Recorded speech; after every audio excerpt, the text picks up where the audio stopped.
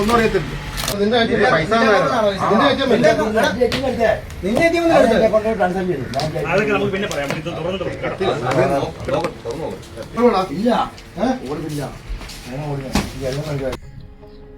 ലഹരിയായി ഉപയോഗിക്കാൻ മരുന്നുകളും കഞ്ചാവുമായി യുവാവ് ഏറ്റുമാനൂർ പിടിയിൽ.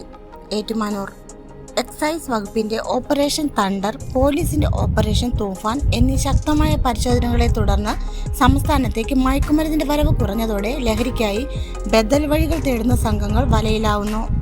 ഹൃദ്രോഗം, ഹൈപ്പർ ടെൻഷൻ, അനസ്തേഷ്യ തുടങ്ങിയ ആവശ്യങ്ങൾക്ക് ഉപയോഗിക്കുന്ന മരുന്നുകളും കഞ്ചാവുമായി യുവാവിനെ ഏറ്റുമാനൂർ എക്സൈസ് സംഘം പിടികൂടി.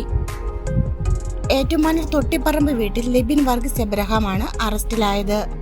ഏറ്റുമാനൂർ KSRTC ബസ് സ്റ്റാൻഡ് പരിസരത്ത് നടത്തിയ പരിശോധനയിലാണ് ഇയാൾ പിടിയിലായത്. പിടിച്ചെടുത്തവ ഡോക്ടറുടെ കുറിപ്പടിയില്ലാത്ത മെഡിക്കൽ ഷോപ്പുകളിൽ നിന്ന് ലഭിക്കാത്ത 140 കുപ്പി മരുന്നുകളും 5 ഗ്രാം കഞ്ചാവും, ഓൺലൈൻ വഴി ഏകദേശം 60 രൂപയ്ക്ക് ലഭിക്കുന്ന മരുന്നുകൾ ഉത്തേജക ലഹരി മരുന്നിനായി ബോട്ടിൽ ഒന്നിന് 500 രൂപ നിരക്കിലാണ് യുവാക്കൾക്കും കുട്ടികൾക്കുമിടയിൽ ഇയാൾ വിറ്റഴിച്ചിരുന്നത്. പ്രതി ലിബിൻ മുൻപ് വൻതോതിലുള്ള കഞ്ചാവ് കേസുകളിൽ പ്രതിയായി ശിക്ഷ അനുഭവിച്ചിട്ടുള്ളയാളാണ്.